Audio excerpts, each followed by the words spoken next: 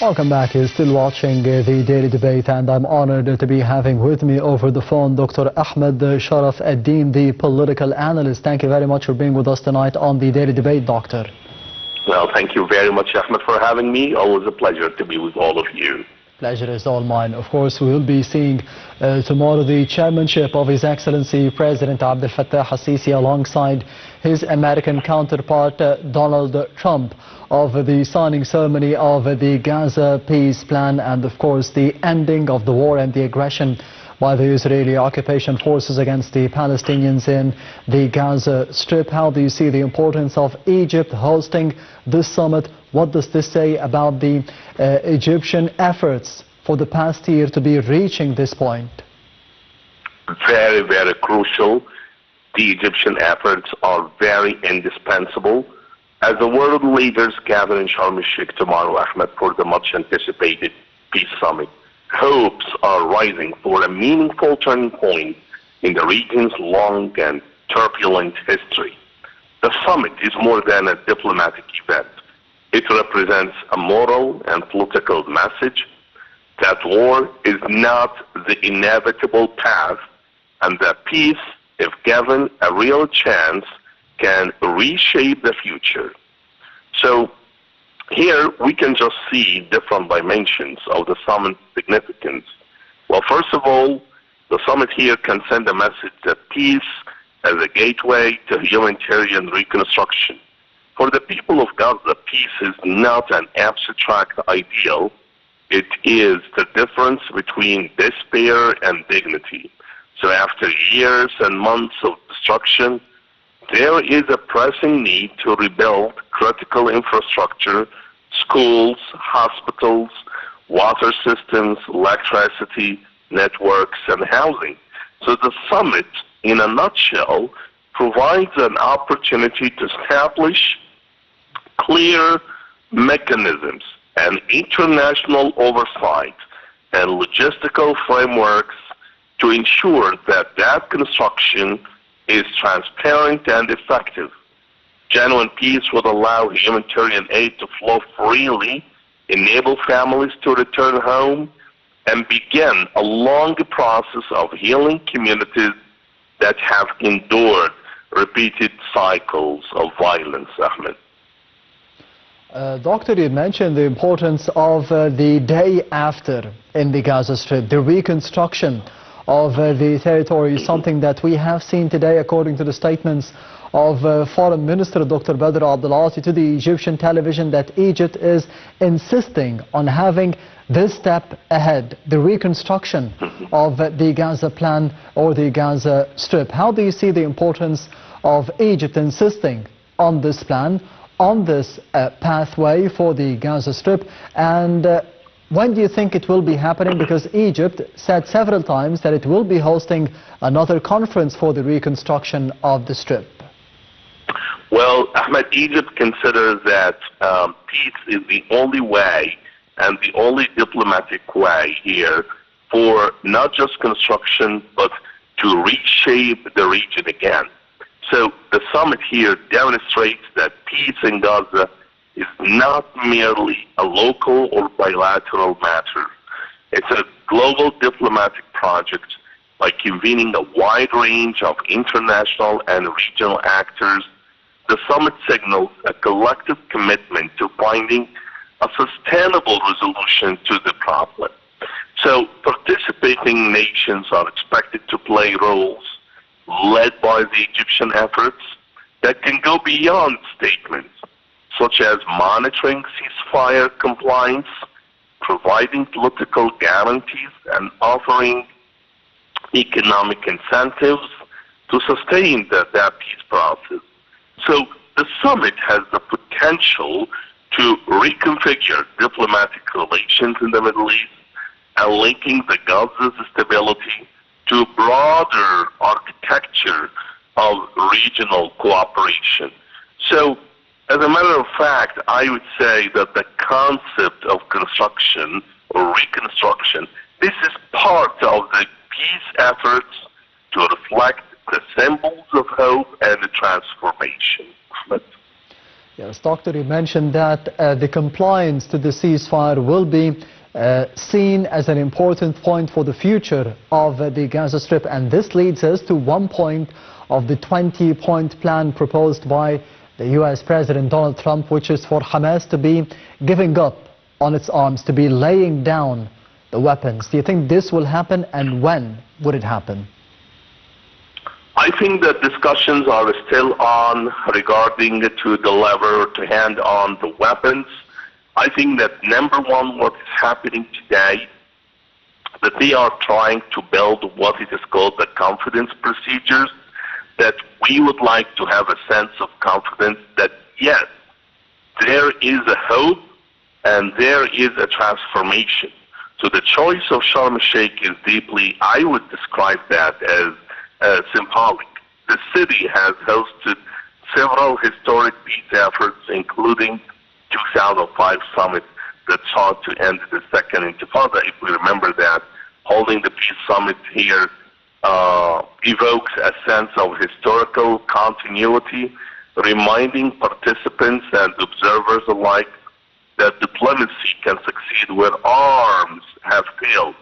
So symbolically, the summit sent a powerful message to peoples across the region. It is all about dialogue, negotiation, and compromise, which are the tools of lasting change. And if successful, the summit could inspire renewed energy for peace movements, civil society initiatives, and cross-border cooperation. So peace here, we consider that this is a challenge, and at the same time, despite its promise, the summit is facing serious challenges, and both Israel and Hamas will not be formally attending, which raises questions about the legitimacy. But on the other hand, there are also a lot of efforts to make that as a strategic opportunity for the future. And I think, if successful, Sharm el-Sheikh could lay the groundwork for long-term regional transformation, Ahmed. Yes, speaking of transformation, and this leads me to another important point in the 20-point plan, which is the future governance of the Gaza Strip, because we know that it could be under the leadership of the U.S. President Donald Trump within an international transitional council for the Gaza Strip led by the U.S. President himself. How do you see this point? Could it be done as soon as possible? What does this say about the future of Hamas in the Strip? Well, first of all, we would like to consider, first of all, the humanitarian aspect in Gaza. This is the first point. And so the forthcoming summit in Sharm el-Sheikh underscores the idea of how to have, as part of the global investment, and how to face also the points of tension. So under even a truce, we can just see different attempts to prevail peace. You mentioned a very important point about the governance of Gaza, who governs during and after constructions, remains intensely contested, Ahmed. Hamas resists disarmament and formal removal from power, and so we can just see that sense of momentum that's happening all the time. But the most important point here is just to hold the ceasefire. We would like at the end to reach a permanent peace, and at the same time to find a solution for the humanitarian aspect. So, as we say in English, we don't want it to jump the gun. So let's first of all this is what Egypt is trying to do. Egypt here is trying to put this ceasefire to become the foundation for durable future peace, and also to find or to avoid any sort of renewed violence. After we build that concept, after we build the confidence measures and procedures, and after we have that sense of hope, then the second stage probably will handle the other points And I know it could be very controversial, but at the same time, we would like to provide a foundation stone for hope and peace at the end. Ahmed. Yes, Dr. Ahmed Sharaf, the political analyst, thank you very much for being with us tonight on the Daily Debate. And this brings us to the end of the program for tonight. However, I will be leaving you with the latest presidential activities of His Excellency President Abdel Fattah al-Sisi, all wrapped up in the upcoming report. Stay tuned. Thank you for watching, and I'll be seeing you tomorrow.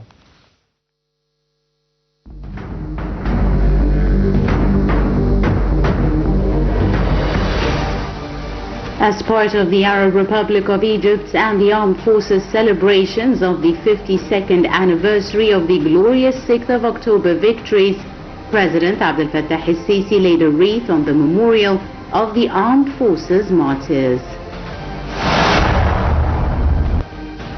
President Abdel Fattah al-Sisi met the commanders of the armed forces at the Egyptian military entity as part of the celebrations in the Arab Republic of Egypt and the armed forces, marking the 52nd anniversary of the glorious October 6th war victory. President Abdel Fattah al-Sisi gave a speech on the 52nd anniversary of the glorious October war victory. President Abdel Fattah al-Sisi followed up the progress and regularity of the education process, coinciding with the beginning of the new academic year. President Abdel Fattah al-Sisi offered condolences for the passing of the esteemed scholar and great preacher Professor Dr. Ahmed Omar Hashim, member of the Senior Scholars Council of Al-Azhar and the former president of Al-Azhar University. President Abdel Fattah al-Sisi attended the Police Academy celebration of Graduation Day for 2025. President Abdel Fattah al-Sisi extended his sincere congratulations to the champions of the national football team on their well-deserved qualification for the 2026 World Cup.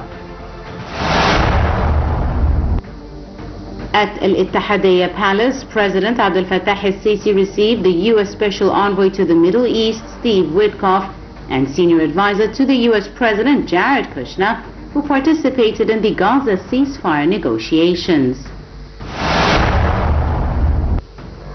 President Abdel Fattah al-Sisi spoke by phone with U.S. President Donald Trump. The President congratulated President Trump on the success of his tireless efforts to stop the war in the Gaza Strip. President Abdel Fattah al-Sisi received a phone call from the German Chancellor, Friedrich Merz. He also received a phone call from the Secretary General of the United Nations, Mr. Antonio Guterres. The two calls focused on the latest developments with regards to the agreement on ending the war in Gaza.